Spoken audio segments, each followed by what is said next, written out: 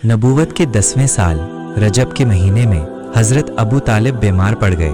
3 साल की भूख, मुश्किलात और जहनी दबाव ने उनके जिस्म को कमज़ोर कर दिया था।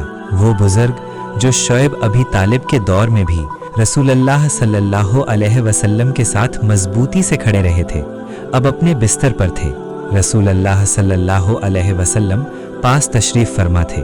आप सल्लल्लाहु अलैहि वसल्लम अपने चचा के चेहरे को देख रहे थे। कुछ ही देर बाद हज़रत अबू तालिब अपने बिस्तर पर ही इस दुनिया से रुखसत हो गए। ये सिर्फ एक बुज़ुर्ग की वफ़ात नहीं थी, ये उस शख्स का बिछड़ना था जो सालों तक रसूलुल्लाह सल्लल्लाहु अलैहि वसल्लम के लिए मक्का के सरदारों के सामने दीवार बनकर खड़ा रहा। उस दिन के बाद मक्का में रसूलुल्लाह सल्लल्लाहु अलैहि वसल्लम के लिए चीज़ें बदलने लगीं और आने वाले दिन और भी सख्त होने वाले थे।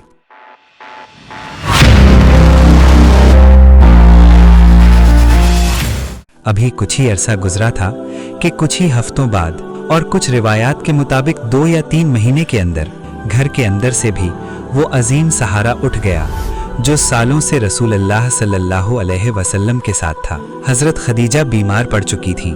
शुएब अबी तालिब के 3 साल सिर्फ बाइकॉट का दौर नहीं थे, वो सख्त जिस्मानी और जहनी इम्तिहान भी थे। भूख, कमी, सख्त हालात और मुसलसल दबाव, इन सब का असर उनके जिस्म पर वाज़े हो चुका था। सोचिए उस अजीम औरत को जब सब ने रसूलुल्लाह सल्लल्लाहु अलैहि वसल्लम को झुटलाया, सबसे पहले तस्दीक करने वाली वही थी। जब पहली वही के बाद रसूलुल्लाह सल्लल्लाहु अलैहि वसल्लम घर तशरीफ़ लाए तो हज़रत खदीजा ने तसल्ली दी, हिम्मत बंधाई और यकीन दिलाया कि अल्लाह आप सल्लल्लाहु अलैहि वसल्लम को कभी ज़ाया नहीं करेगा। आप सल्लल्लाहु अलैहि वसल्लम सिलह रहमी करते हैं, सच बोलते हैं, कमज़ोर का बोझ उठाते हैं और हक का साथ देते हैं। 25 साल का साथ, उनमें से 15 साल नबूवत के दौर के थे। हर मुश्किल में साथ, हर इम्तिहान में तसल्ली, हर तन्हाई में सहारा। और फिर नबूवत के 10वें साल रमज़ान के महीने में हज़रत खदीजा अपने घर में ही इस दुनिया से रुखसत हो गईं। उनकी उम्र तकरीबन 65 साल थी। रसूलुल्लाह सल्लल्लाहु अलैहि वसल्लम ने खुद उन्हें जन्नतुल मुअल्ला में दफन किया। उस घर में जहां कभी सुकून था, अब गहरी खामोशी थी। बाद के अरसे में भी रसूलुल्लाह सल्लल्लाहु अलैहि वसल्लम हज़रत खदीजा का जिक्र बड़े एहतराम से करते रहे। उनकी सहेलियों का ख्याल रखा जाता और उनका एहतराम हमेशा बाकी रहा।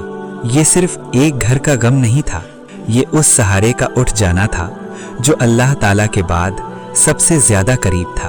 और अब एक ही साल में घर का सुकून भी चला गया और बाहर का सहारा भी। इसीलिए ये साल तारीख में आमुल हुज़्न के नाम से याद किया गया। हजरत अबू तालिब के इंतकाल के बाद कुरैश ने मौका देख लिया। अबू जहल ने वो काम किया जो इससे पहले कभी नहीं किया गया था। वो रसूलुल्लाह सल्लल्लाहु अलैहि वसल्लम के रास्ते में खड़ा हुआ और कहा, अब कौन है जो तुम्हें बचाएगा? उसने रसूलुल्लाह सल्लल्लाहु अलैहि वसल्लम पर ताना मारा और गर्द जैसी चीज फेंकी। अब कोई रोकने वाला नहीं था। सहाबा ये सब देख रहे थे, उनकी आंखों में आंसू थे, उनके दिल भर आए थे। रसूलुल्लाह सल्लल्लाहु अलैहि वसल्लम घर तशरीफ लाए। आप सल्लल्लाहु अलैहि वसल्लम के चेहरे पर तकलीफ के असरात थे। घर वालों ने साफ किया, तसल्ली दी। रसूलुल्लाह सल्लल्लाहु अलैहि वसल्लम ने फरमाया कि जब तक अबू तालिब जिंदा थे कुरैश मुझे कुछ नहीं कह सकते थे। मक्का का माहौल अब पहले जैसा नहीं रहा था। दावत का रास्ता अब और ज्यादा सख्त होता जा रहा था। और इसी सख्ती के दौर में रसूलुल्लाह सल्लल्लाहु अलैहि वसल्लम ने मक्का के बाहर दावत पहुंचाने का इरादा फरमाया। आप सल्लल्लाहु अलैहि वसल्लम ने तौइफ का रुख फरमाया जो मक्का से तकरीबन 60 मील दूर था।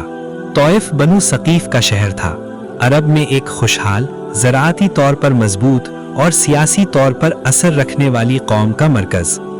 इस सफ़र में रसूलुल्लाह सल्लल्लाहु अलैहि वसल्लम के साथ सिर्फ हज़रत ज़ैद बिन हारिसा थे। तौइफ पहुंचकर रसूलुल्लाह सल्लल्लाहु अलैहि वसल्लम ने बनु सकीफ के 3 सरदारों से मुलाकात की। वो थे अब्द यालिल बिन अम्र, मसऊद बिन अम्र और हबीब बिन अम्र। आप सल्लल्लाहु अलैहि वसल्लम ने उन्हें अल्लाह की तरफ बुलाया, उन्हें इस्लाम की दावत दी और उनसे मदद की दरख्वास्त की, लेकिन जो जवाब मिला वो सख्त था। एक ने कहा, अगर अल्लाह ने आपको नबी बनाकर भेजा है तो फिर मैं काबा का खिलाफ फाड़ देता हूं।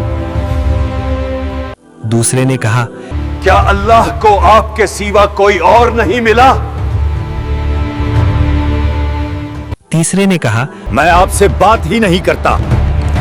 अगर आप वाकई सच कह रहे हैं तो आपसे बहस करना खतरनाक है, और अगर आप झूठ बोल रहे हैं तो फिर आपसे बात करना ही बेकार है। 3 दिन तक रसूल अल्लाह सल्लल्लाहु अलैहि वसल्लम ताइफ में थे।